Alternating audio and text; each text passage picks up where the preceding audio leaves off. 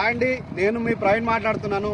మీరు చూస్తున్న development JB Sharan county phase 1 Kongarkalan ఫాస్ట్ క్యాన్కి ఎదురుగున్న కలెక్టరేట్ ఆపోజిట్ ఉన్న ప్రాజెక్టు లైవ్గా మీకు అప్డేట్ ఇస్తున్నాను. ప్రాజెక్ట్ వర్క్ చూడండి, జేసీబీ వర్క్ కానీ రోడ్స్ వర్క్ కానీ ఎలాంటి పెండింగ్ లేకుండా కంటిన్యూగా మేము డెవలప్మెంట్ చేస్తున్నాము.